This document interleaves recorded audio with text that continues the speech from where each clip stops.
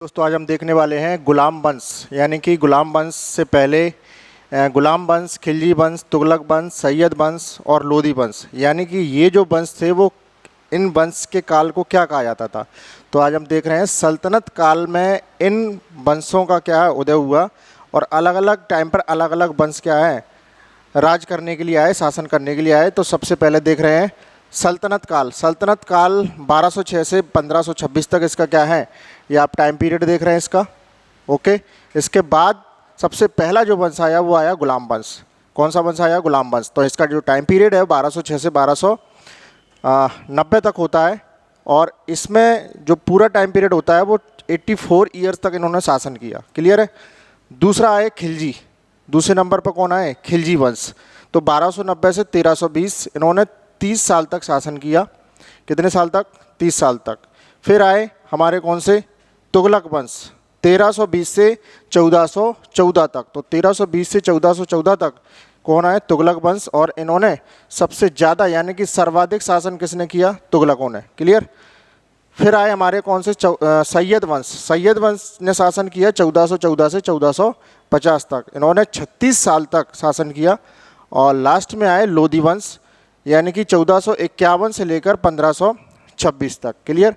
तो इन्होंने 75 वर्ष तक शासन किया। तो अब यहाँ से क्वेश्चन कॉम्पिटिटिव एग्जामों में ऐसे पूछा जाता है कि बताइए इनमें से सर्वाधिक समय किस वंश का रहा, यानी कि सर्वाधिक शासन किस वंश ने किया। तो आप देख रहे हैं गुलाम वंश ने हमारे यहाँ कितने 84 ईयर्स तक। क्लियर। 30 वर्ष तक खिलजी ने शासन किया। तुगलकों ने हमारे यहाँ 94 वर्ष तक शासन किया।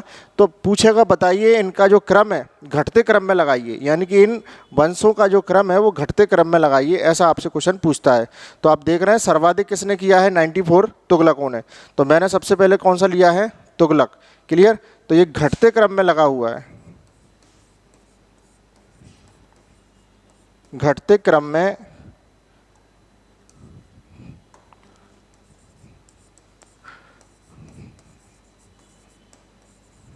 राजवंशों का क्रम। क्लियर है। तो घटते क्रम में इन राजवंशों का क्रम लिखा हुआ है। सबसे पहले कौन आएंगे? तुगलक। तुगलकों ने सबसे ज़्यादा शासन किया है। दूसरे नंबर पे देख रहे हैं कौन है हमारा? गुलाम। तो गुलामों ने सेकंड सबसे ज़्यादा शासन किया है, यानी कि सेकंड नंबर पे सर्वाधिक शासन करने वाले कौन है? हमारे गुलाम वंश के लोग हैं। क्लियर। दूसरा है, तीसरे नंबर पे है लोदी। तो जो लोदी वंश के शासक थे उन्होंने 75 वर्ष तक क्या है शासन किया। तो यानी कि तीसरे नंबर पर कौन आएंगे? ये लोदी आएंगे। चौथे नंबर पे देखिए सैयद वंश। सैयद वंश ने जो शासन किया है वो 36 ईयर तक किया है। कितना किया है? 36 ईयर तक शासन किया है हमारे सैयद वंश के लोगों ने। ठीक। उसके बाद सबसे कम शासन किया है किन्होंने? खिलजियों ने। तो सबसे कम शासन किसने किया है? खिलजियों ने। तो हमसे ये पूछता है कि बताइए इनमें से सर्वाधिक शासन किस राजवंश के लोगों ने किया। तो आपको आंसर क्या लगाना है? आपको आंसर लगाना है तुगलक वंश के शासकों ने। दूसरा पूछेगा दूसरे नंबर पर सर्वाधिक शासन किसने किया है, तो आपको आंसर क्या लगाना है? गुलाम वंश। क्लियर। या फिर इस ऑर्डर में आपको क्या है लगाने के लिए पेपर में वो दे सकता है। तो आप ऑर्डर याद रखिए, तुगलक, गुलाम, लोदी, सैयद और खिलजी। क्लियर है। तो मिलते हैं किसी नेक्स्ट वीडियो में। अगर आपको वीडियो पसंद आती है तो यूट्यूब चैनल को सब्सक्राइब करना ना भूलें। Thank you so much.